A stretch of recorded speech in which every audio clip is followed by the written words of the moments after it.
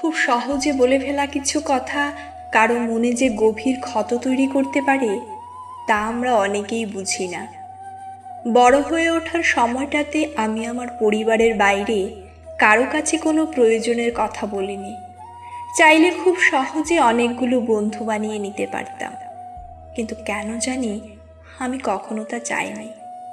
আমি এক প্রকার মানসিক দিক দিয়ে সংখ্যালঘু, আর সংখ্যাগরিষ্ঠ এই সমাজে চিন্তার বিপরীতে চিন্তা করা মানুষগুলোকে কতটা মানিয়ে চলতে হয় তা তারা ছাড়া কেউ জানে না।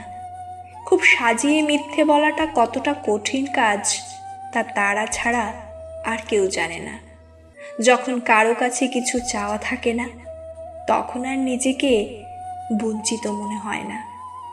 মা, আমি জানি চিঠি লেখা ব্যাপারগুলো তোমার কাছে হাস্যকর বা আদিক্ষেতা, তবু তোমায় কিছু বলতে চাই। প্রথমেই চোখে জল এসে গেল শুরু করতে গিয়ে। তোমার সাথে আমার সম্পর্কটা বরাবরই আদায় কাঁচকলায়, আর 4-5টা মা মেয়ের সম্পর্কের মতো নয়। প্রথমে ভেবেছিলাম একগাদা অভিযোগ করে যাব তোমায় নিয়ে, কিন্তু একটাও মনে আসছে না জানো তো। এই মুহূর্তে শুধু মনে হচ্ছে চলে যাচ্ছি মা, আর ঝগড়াঝাটি হবে না, আর রাগারাগি করার কেউ থাকবে না তোমার সাথে। কেউ তোমায় অভিযোগ জানাবে না কিছু নিয়ে। তোমায় নিয়ে ছোট্ট থেকে গর্ব আমার। আমার মায়ের মতো স্ট্রং মহিলা আর দেখিনি। তোমার মতো কর্তব্য পালন খুব কম মানুষই করতে পারে। তোমার থেকে আমি অনেক কিছু শিখেছি। পাঞ্চুয়ালিটি কথাটার মানে শিখেছি তোমার কাছে। হেল্প করার সত্যিকারের মানে যে চুপিসারি কোনো কিছু হতে দেয়া, তাও শিখেছি তোমার কাছ থেকে। বাচ্চার জন্যে নিজের ইচ্ছেকে বিসর্জন দেওয়া, কোথাও ঘুরতে না যাওয়া, ক্লাস 12 অবধি টিভি না দেখা, বরং বলা যায় টিভি না কেনা। এসব হয়তো আমি হলে পারতাম না, কিন্তু শেখার চেষ্টা করেছি। তোমাদের সামনে যতই হম্বিতম্বি করি না কেন, কখনোই তোমরা ছোট হও তা আমি কখনো চাইনি, কিন্তু তাও বারবার সংঘাত বাঁধে। কিন্তু মা, ইচ্ছে করি হয়তো আঘাত করে ফেলি। এই কথা বারবার বলেছি এবং সারা জীবন বলে যাব। তোমার আমার একটা মানসিক দূরত্ব আছে, আমি কোনোভাবেই তা দূর করতে পারলাম না, কারণ তুমি আদর করতে জানো না। কথায় বলে শাসন করা তারে সাজে সোহাগ করে যে। তুমি শুধু আমাকে শাসন করেছো মা, কাছে ডেকে বুকে টেনে নাওনি কখনো। শুনেছি দিদার সাথে তোমার সম্পর্কই অন্য রকম ছিল। তবে তো তোমার বোঝা উচিত ছিল তুমি শুধু মা হওয়ার দায়িত্বই পালন করে যাচ্ছ। মা হলে যে বাচ্চাকে জিজ্ঞেস করতে হয় তার দিনটা কেমন গেল বা তার মন খারাপ নাকি।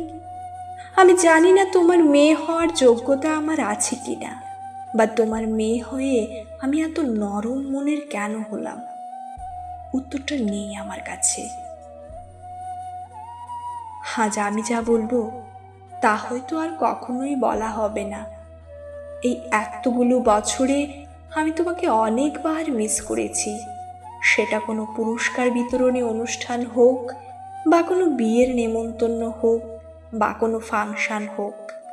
বড় হয়ে ওঠার মধ্যে কখনো আমার খুব একটা বন্ধুর প্রয়োজন হয়নি।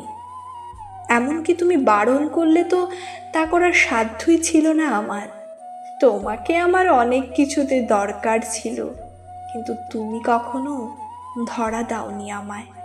নিজের মেয়েকে শাসন করতে গিয়ে তুমি বুঝতে পারতে না তুমি নিজের বাচ্চাকেই বিশ্বাস করছো না।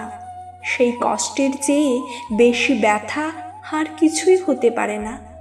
খুব সহজে বলে ফেলা কিছু কথা কারো মনে যে গভীর ক্ষত তৈরি করতে পারে তা তুমি কখনোই বুঝতে পারোনি।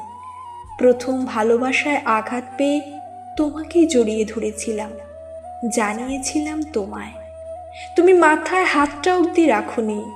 চিরকালের অভিযোগ তাই আমার থেকেই যাবে যে তুমি বনিকে বেশি ভালোবাসো। তোমার কথা বলার ভঙ্গিমাই বদলে যায়। তুমিও যে হেসে কাউকে কিছু জিজ্ঞেস করতে পারো সেটা বুঝতে পারি তখন। তখন নিজেকে বড্ড বঞ্চিত মনে হয়। ডাক্তারবাবু বলেন তুমি নাকি আমার বিয়ে নিয়ে চিন্তায় আছো। চিন্তাও হতে পারে আমি কেমন থাকবো, মানিয়ে নিতে পারবো কি না। কিন্তু মা, তোমার একবারও কি মনে হয়নি আমিও যে ভীষণ কষ্টে আছি? অফিস যাচ্ছি, বাড়ি ফিরছি, সবাইকে নিজের বিয়ের নিমন্ত্রণ করছি, কেনাকাটা করছি, তত্ত্ব বানাচ্ছি, কিন্তু তাও যে আমি মনে মনে কাঁদছি। কষ্টটা তখন আরও বেড়ে যায় যখন দেখি আমার থেকে, আমার খুশির থেকে তুমি ফ্ল্যাটের লোকদের ভীষণ ইম্পর্টেন্স দিচ্ছ। যাক, তাদের সাথেই তোমাদের থাকতে হবে, তাই ভালো সম্পর্ক রাখাটাই উচিত। অদিতির বিয়ের আগে আমি কাকিমাকে দেখেছি কাছে ডেকে বেদরকারি কথা বলতে, আদর করতে, কিন্তু তুমি তো কখনো আমাকে ডাকলে না মা, হাত ধরে বললে না তো কিছু। কথায় কথায় চোখের জল ফেলবে তেমনটা তো তুমি নও আমি জানি, কিন্তু কেন যে আমি এতটা আবেগপ্রবণ হয়ে পড়লাম জানি না। যাই হোক, তুমি তো বলেছিলে যে এমন মেয়ে যেন শত্রুরও না হয়, কিন্তু আমি তো তোমায় এত সহজে ছাড়বো না। পরের জন্মে মা হয়ে তোমায় শাসন করব, তোমার মেয়ে হব না, কথা দিলাম।